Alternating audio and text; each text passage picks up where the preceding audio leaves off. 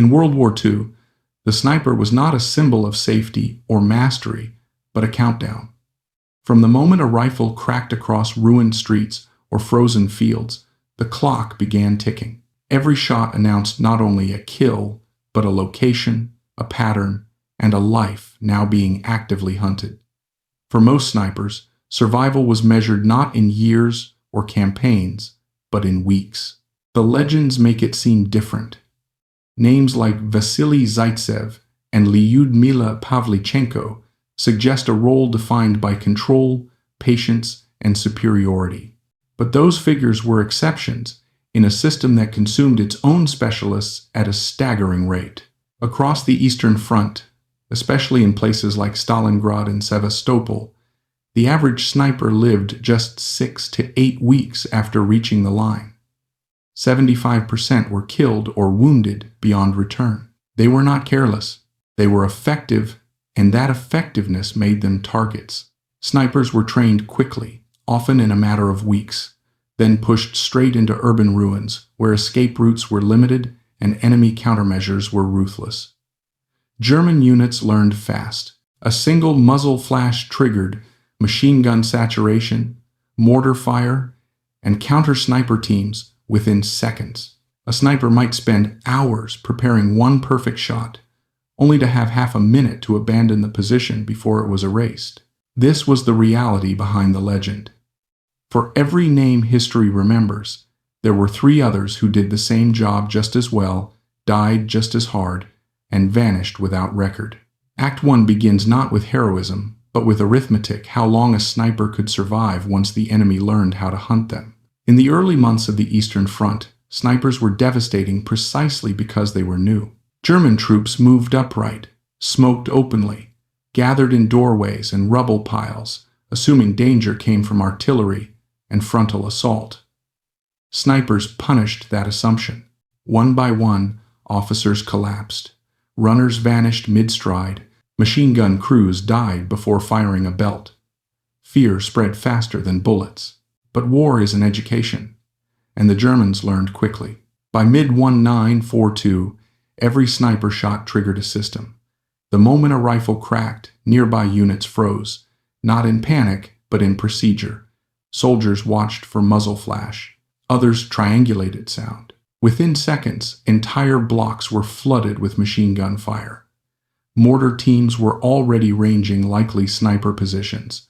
The goal was not precision, it was annihilation. If the sniper was there, he would be crushed. If not, the ground itself would be erased. For the sniper on the trigger, this meant a cruel paradox. The better you were, the more likely you were to die. Every successful shot increased enemy attention. Every confirmed kill tightened the noose. Survival no longer depended solely on marksmanship, but on movement, timing, teamwork, and luck. This is where most snipers failed, not because they lacked courage or skill, but because doctrine lagged behind reality. Many were still trained as lone hunters, operating independently, relying on concealment and patience. That worked against an unprepared enemy. Against an adaptive one, it became a death sentence. Lone snipers were isolated, predictable, and easy to saturate with fire. Urban warfare made it worse. Cities like Stalingrad offered only a limited number of usable firing positions.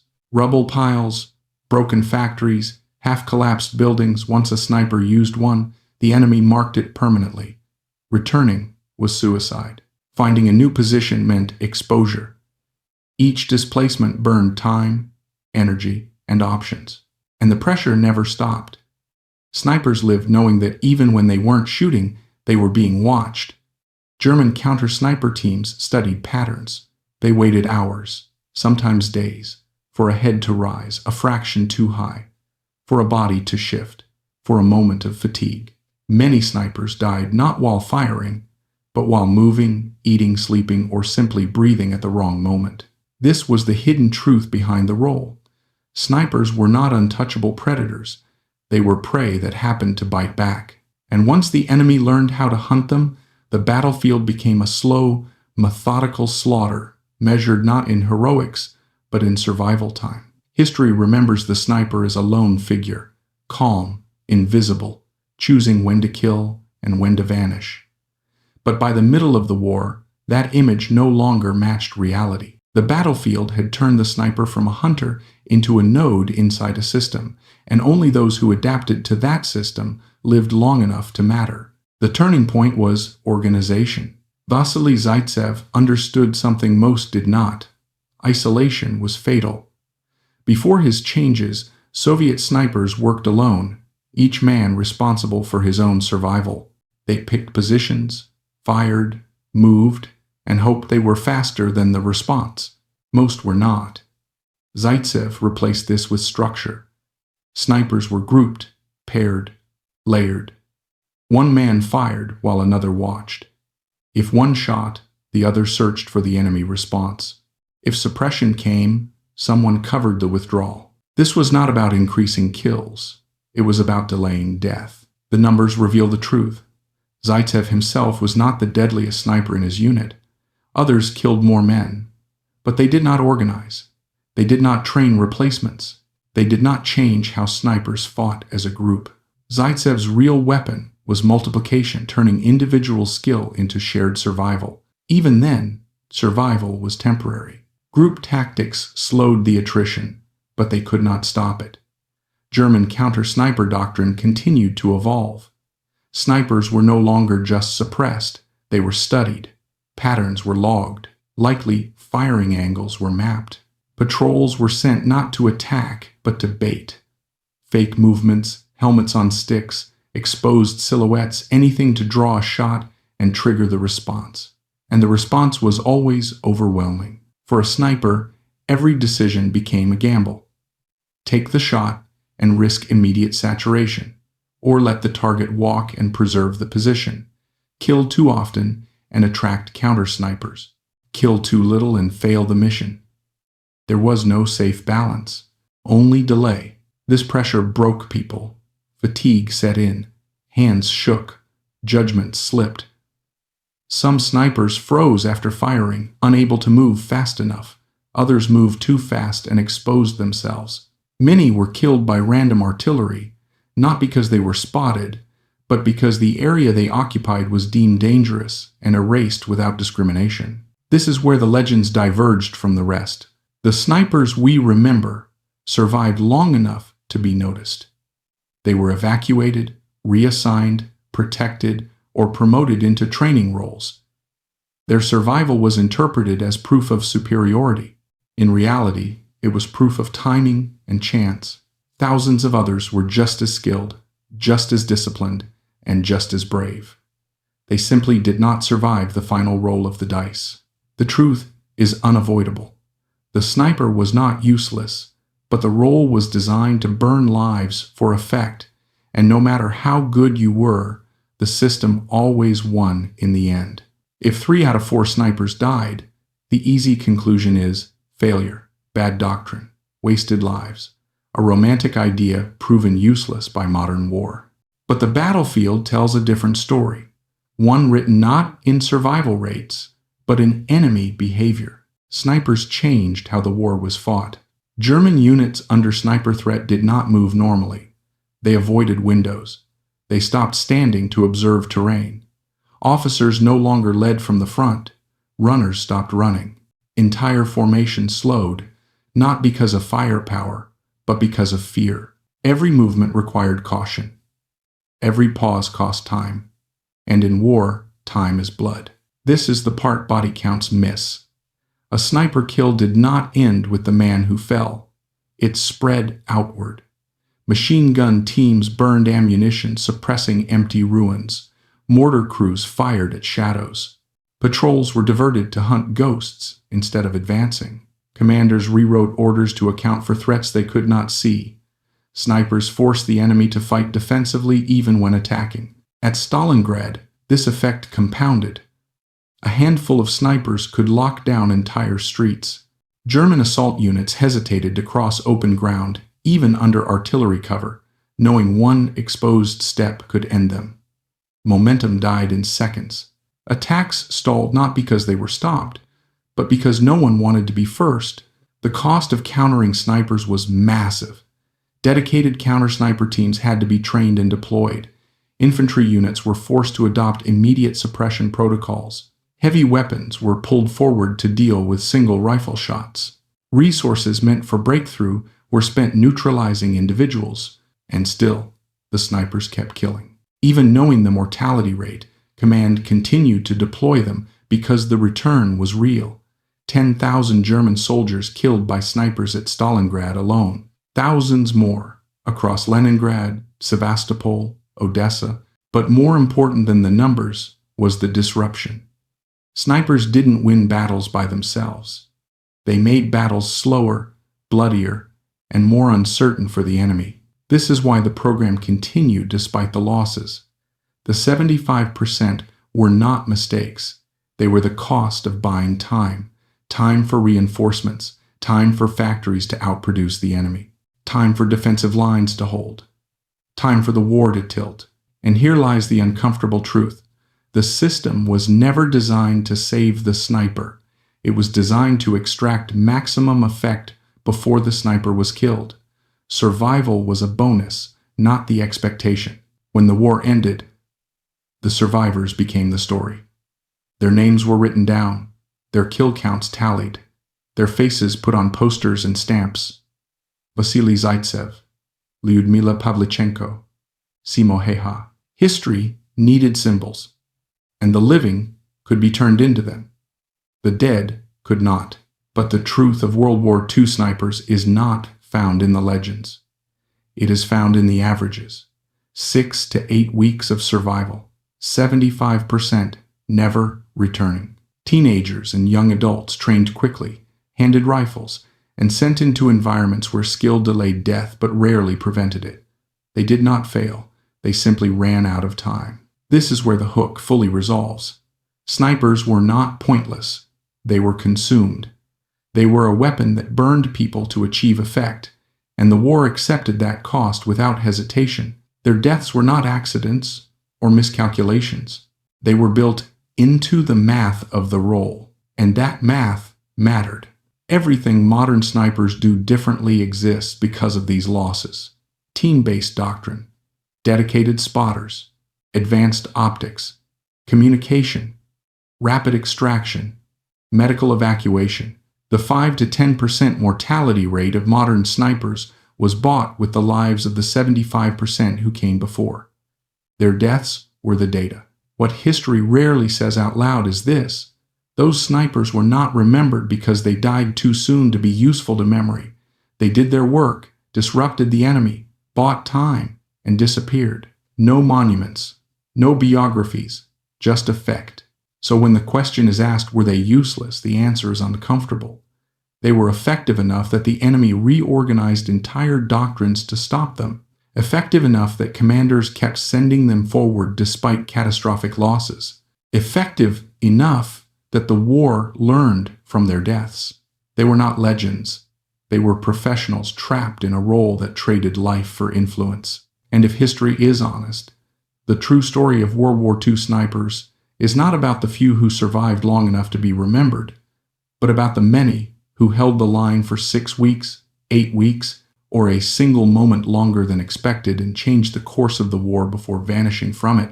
The lesson of World War II snipers does not begin with rifles or kill counts. It begins with expectations.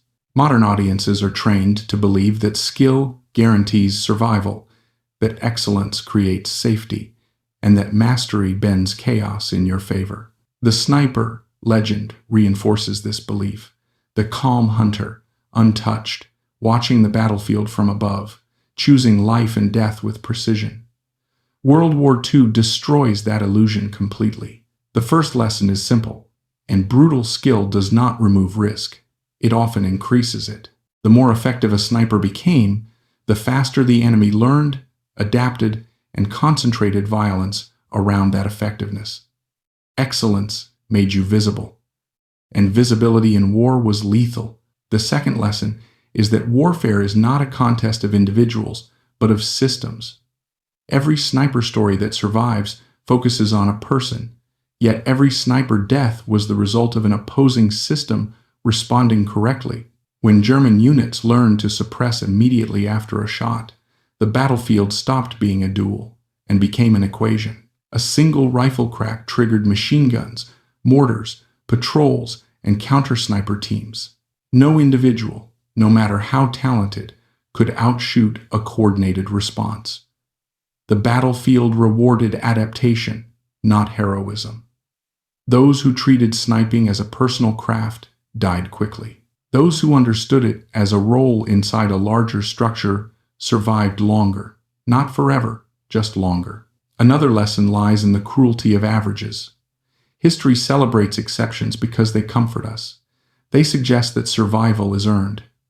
But the reality of World War II snipers is statistical. 75% died. 6 to 8 weeks was the norm. These numbers erase the illusion of fairness. Most of the dead were not careless. They were competent. Many were excellent. They simply occupied a role with an expiration date. The lesson here is deeply uncomfortable. War does not reward effort proportionally.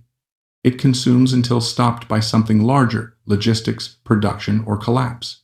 There is also a lesson about time. Snipers were not expected to survive the war. They were expected to delay the enemy. Every German unit slowed by fear, every officer forced to stay under cover, every patrol diverted to hunt a sniper instead of advancing, mattered. Snipers were tools for buying time, and time was the most valuable currency of the Eastern Front. Factories needed time to outproduce. Armies needed time to regroup. Cities needed time to hold. The sniper's life was traded for hours, days, sometimes minutes, but those minutes accumulated into strategic change. War measures value not by lifespan, but by consequence. Another lesson emerges from the myth of individuality. Lone wolf snipers died first. The battlefield punished isolation. Survival increased only when snipers operated in pairs, teams, and networks. One watched, while another fired. One moved while another covered. This was not romantic, it was procedural. The lesson extends beyond snipers. In high-risk environments, independence is weakness. Coordination is survival. The myth of the solitary hero persists because it is emotionally satisfying, but war consistently proves that shared awareness outperforms individual brilliance. There is also a lesson about learning curves written in blood. Modern sniper doctrine did not appear fully formed. It was carved out of failure. The high mortality rates were not evidence of uselessness.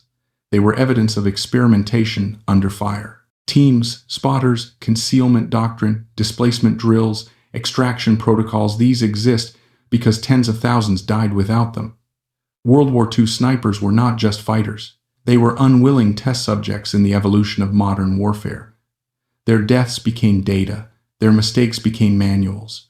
Progress did not come gently. Another hard lesson is about memory itself. History remembers survivors because they can be interviewed, photographed, commemorated. The dead vanish into aggregates. This distorts understanding. It creates the illusion that success is common and failure rare, when the opposite is often true. For every named sniper, 3 others died unnamed. This teaches a broader truth. Survival bias shapes narratives more than reality. What we learn from history depends heavily on who lived long enough to be recorded. The role of luck cannot be ignored. Skill mattered, but randomness mattered more. Many snipers were killed by artillery with no warning, by collapsing buildings, by stray fragments. Some survived direct duels, only to be erased by shellfire minutes later. Others survived entire campaigns by chance alone.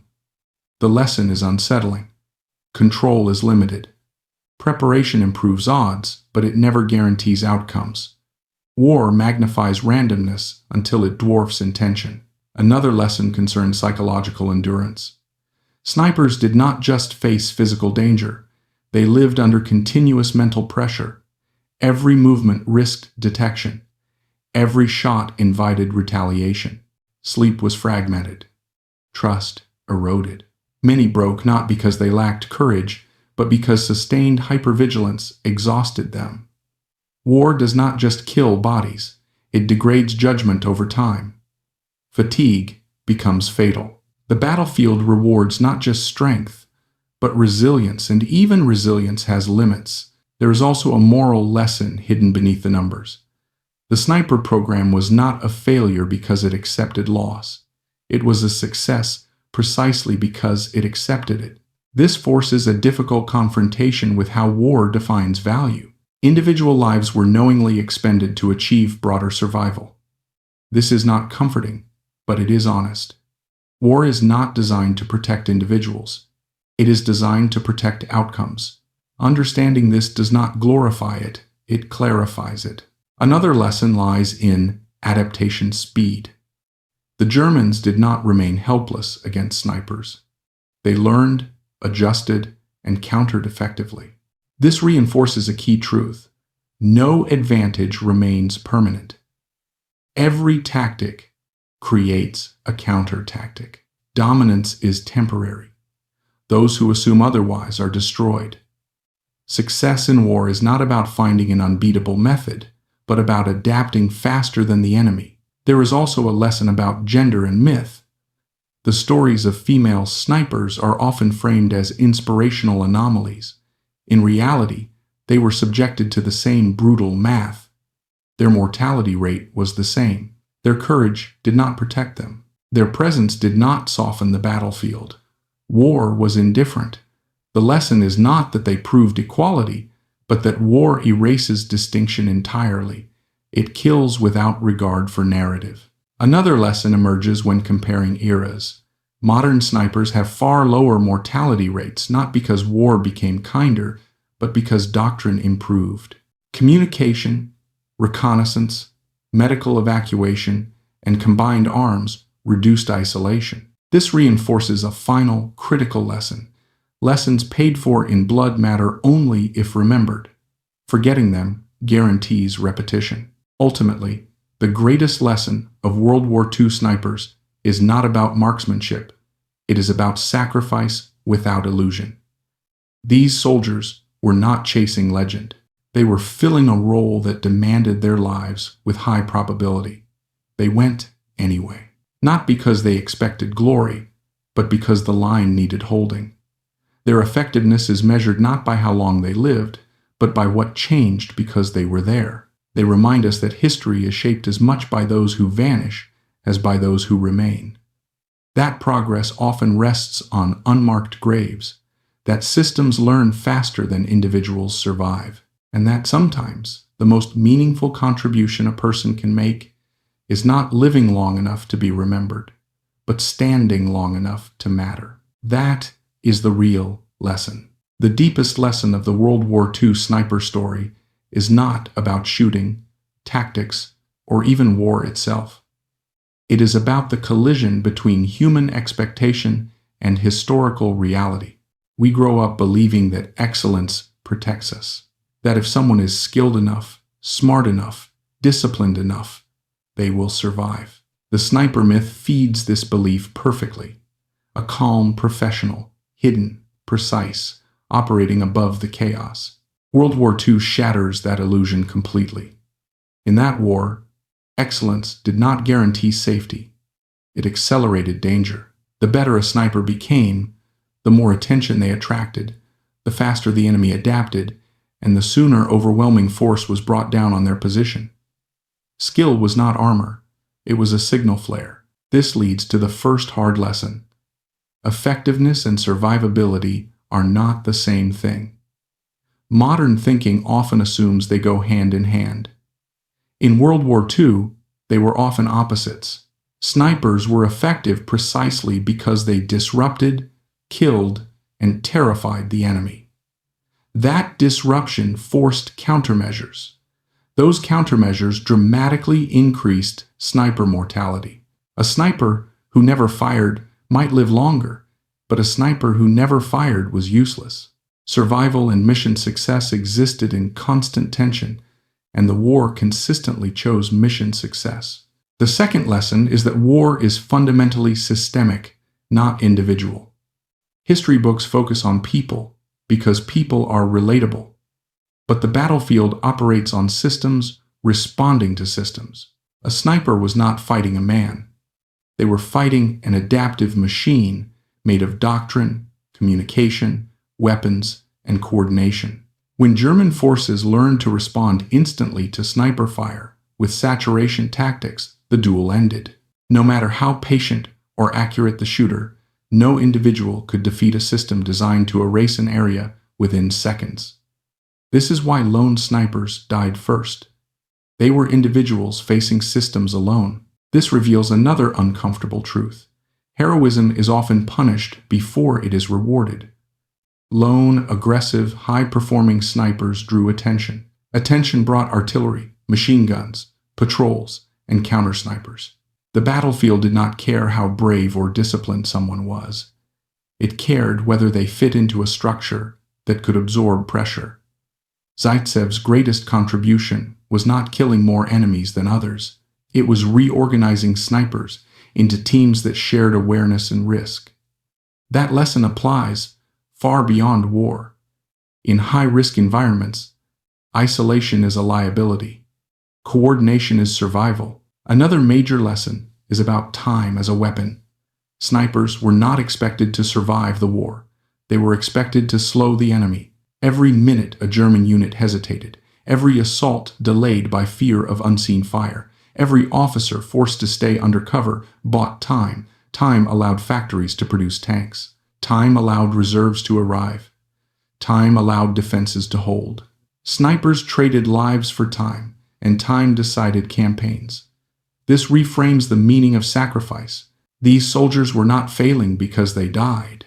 They were succeeding because the enemy did not move as planned. The brutality of averages is another lesson we rarely want to face. 75% mortality is not a story of incompetence. It is a story of mathematics. When a role exposes someone to repeated extreme risk over weeks, probability eventually wins. Many snipers survived dozens of close calls, only to be killed by random shellfire or a momentary lapse. War does not judge character. It accumulates probability until it collects payment. This destroys the comforting idea that survival is earned. Often, survival is simply deferred. There is also a lesson about learning curves, written in blood. Modern sniper doctrine did not emerge fully formed. It was discovered through catastrophic loss. Team structures, spotters, displacement drills, camouflage discipline, communication, extraction protocols, all of these exist because earlier snipers died without them. World War II snipers were experimental subjects in real time. Their deaths were not meaningless, but they were costly. Progress in warfare is rarely gentle. It is iterative, and each iteration is paid for by those unlucky enough to fight before the lesson is learned. Another lesson concerns fatigue and the human limit. Snipers lived under constant psychological pressure. Every sound could mean death. Every movement risked exposure. Sleep was fragmented. Stress was continuous. Over time, judgment degraded. Hands shook. Decisions slowed.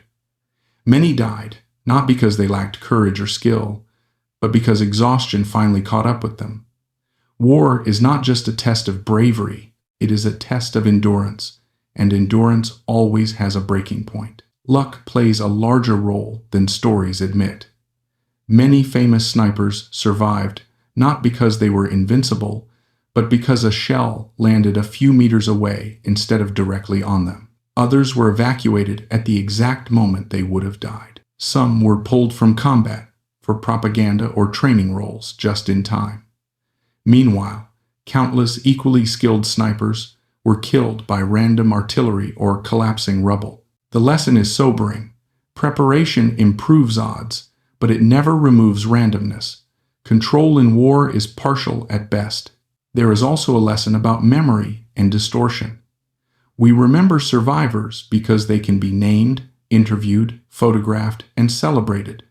The dead become statistics. This creates survival bias.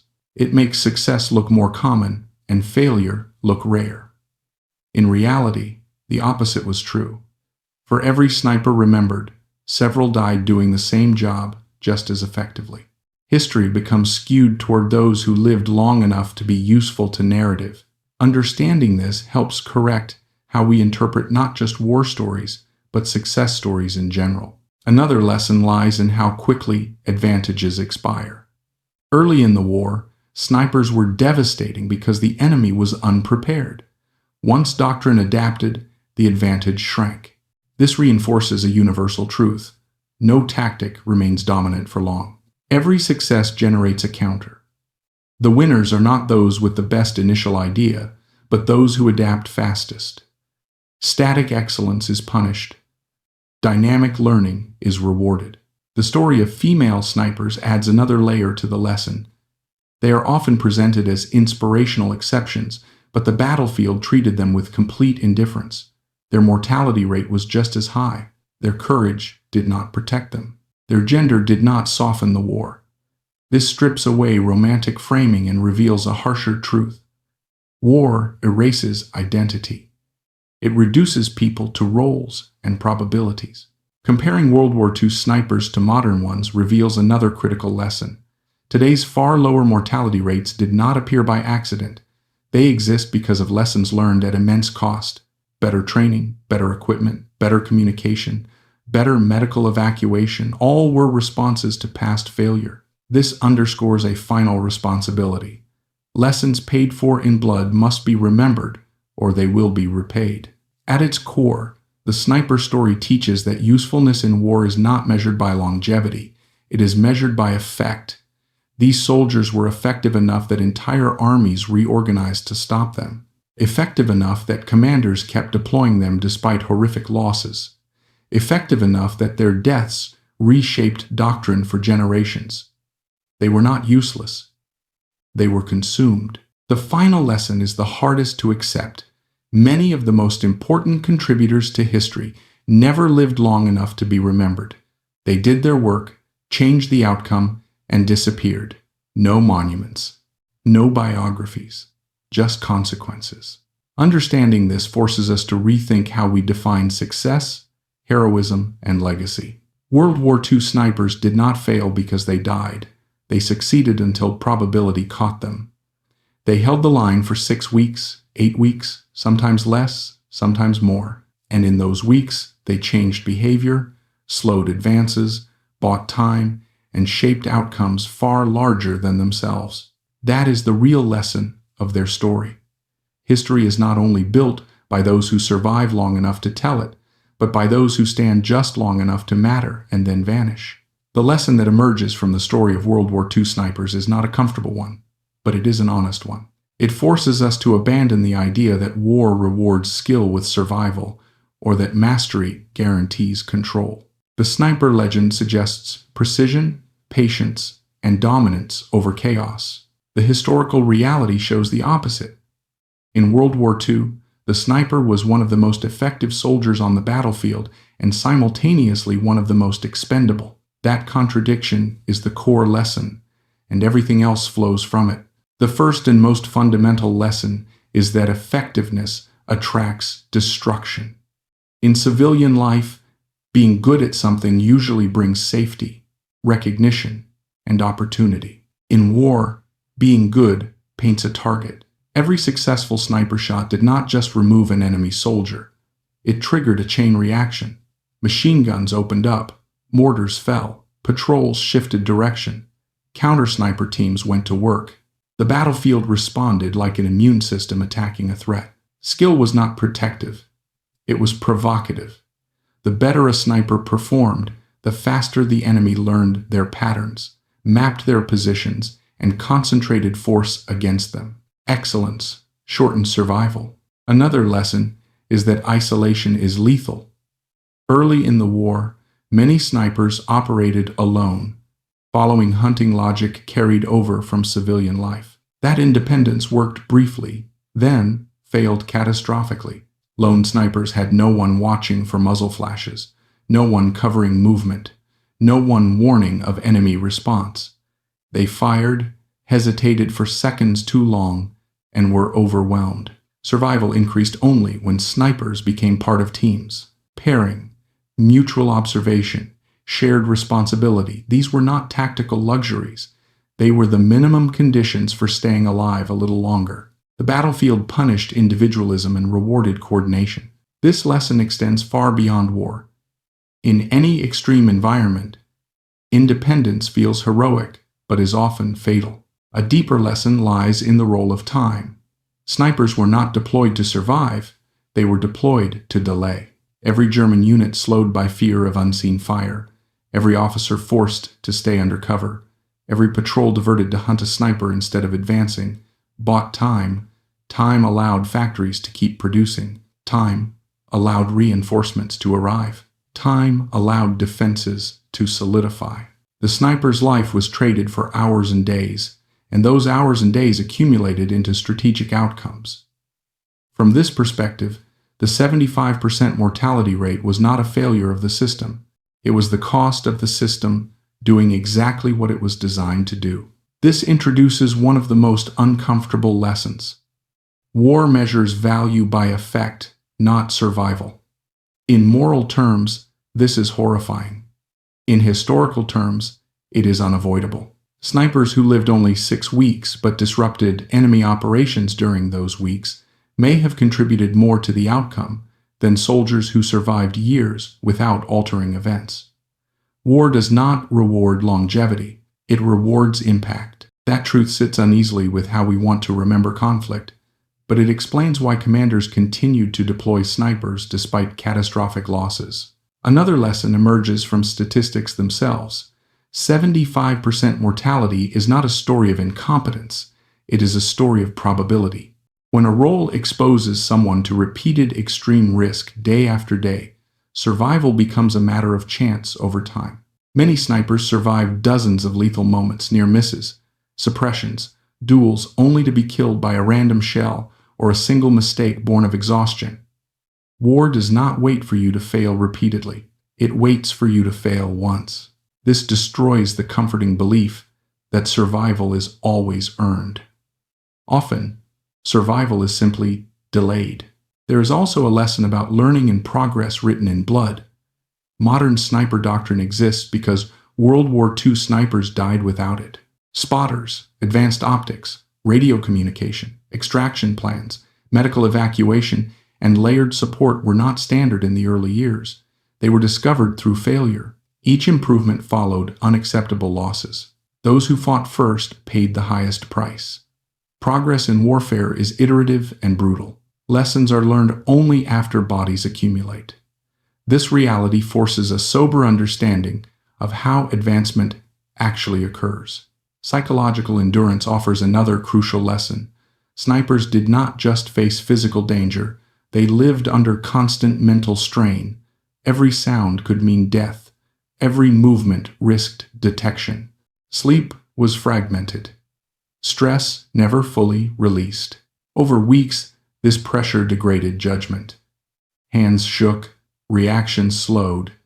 Many snipers died, not because they lacked skill or courage, but because fatigue finally tipped the balance. War is not a short test of bravery. It is a long test of resilience, and even the strongest eventually crack. Luck cannot be ignored. Many legendary snipers survived not because they were invincible, but because randomness spared them at the right moment. Others, equally skilled, died when luck ran out. A shell landed meters away instead of directly on them. A commander ordered evacuation just in time. Another sniper, just as capable, took a fragment and vanished into the statistics. This reveals a humbling lesson. Preparation improves odds, but it never eliminates chance. Control in war is always partial. Memory itself teaches another lesson. History remembers survivors because they can be named, interviewed, and celebrated. The dead dissolve into aggregates. This creates survival bias. It makes success appear common and failure rare. In reality, most snipers died before they could become stories. Understanding this distortion matters not only for war history, but for how we interpret success in general. We learn from those who survive, not from the many who did the same things and died. The story of female snipers reinforces the indifference of war. Often framed as inspirational exceptions, their experience followed the same brutal math. They were just as effective and just as vulnerable. Their courage did not protect them. Their gender did not soften the battlefield. War erased identity and reduced everyone to exposure and probability. This strips away romantic framing and forces recognition of war's fundamental cruelty. Comparing World War II snipers to modern ones reveals another lesson. Today's far lower mortality rates exist because of past sacrifice. Better training, better coordination, better technology, none appeared spontaneously. They were responses to unacceptable loss. This creates an obligation. Lessons bought with blood must be remembered, or they will be paid for again. Ultimately, the greatest lesson is about redefining heroism. World War II snipers were not heroes because they survived. Most did not. They were heroes because they accepted a role with terrible odds and performed it anyway. They disrupted the enemy, bought time, and changed behavior under conditions that offered little hope of personal survival. They did not chase legend. They held the line until probability caught them. Their story teaches that history is shaped not only by those who live long enough to be remembered, but by those who stand just long enough to matter. Many of the most important contributors to outcomes vanish without names, without monuments, without stories. They exist only in numbers and consequences. Recognizing this changes how we understand war, sacrifice, and memory itself. That is the lesson of World War II snipers. They were not useless. They were consumed. They succeeded repeatedly until they failed once. They traded their lives for time, fear, disruption, and adaptation. And although most of them vanished into statistics, the world that followed was shaped in part by the weeks they held, the shots they fired, and the pressure they applied before disappearing from history. The lesson drawn from the story of World War II snipers is not about marksmanship or battlefield glamour, but about how war truly measures value. The popular image of the sniper suggests control, safety, and superiority. A lone professional operating above chaos. In reality, World War II snipers lived inside chaos more completely than almost anyone else. They were among the most effective soldiers on the battlefield and simultaneously among the most likely to die. Understanding that contradiction is the core lesson of their story. The second lesson is that war is systemic, not personal.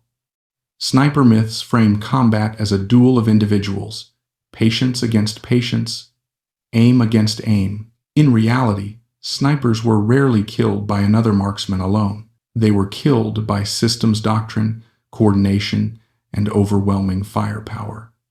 Once German forces learned to respond automatically to sniper fire, individual brilliance mattered less than ever. No single person could outrun a process designed to erase an entire position within seconds.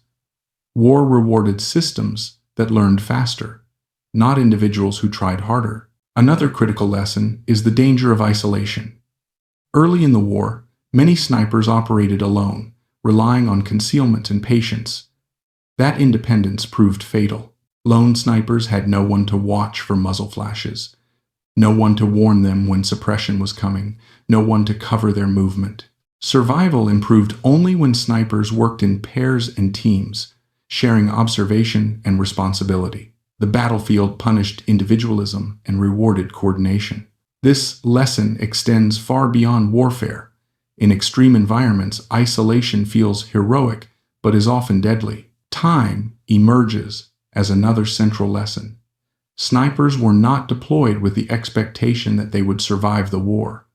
They were deployed to delay the enemy. Every German unit slowed by fear. Every officer forced to stay under cover. Every patrol diverted to hunt a sniper instead of advancing, bought time. Time allowed reinforcements to arrive and factories to keep producing. The sniper's life was traded for hours and days, and those hours accumulated into strategic impact. By that measure, even a sniper who lived only 6 weeks could be decisive. This leads to the uncomfortable truth that war measures value by effect, not longevity. Many snipers died quickly, but their actions altered enemy behavior, slowed offensives, and forced costly adaptations. Survival was never the primary metric, impact was. This is morally disturbing, but historically accurate. The 75% mortality rate does not indicate failure. It reveals how the system extracted maximum effect at terrible human cost. Statistics themselves teach another lesson. A 6 to 8 week average lifespan does not imply incompetence. It reflects probability. When a role exposes someone to repeated extreme danger day after day, chance eventually wins. Many snipers survive dozens of lethal moments before being killed by random artillery or a single mistake born of exhaustion. War does not require repeated failure. It waits for one moment.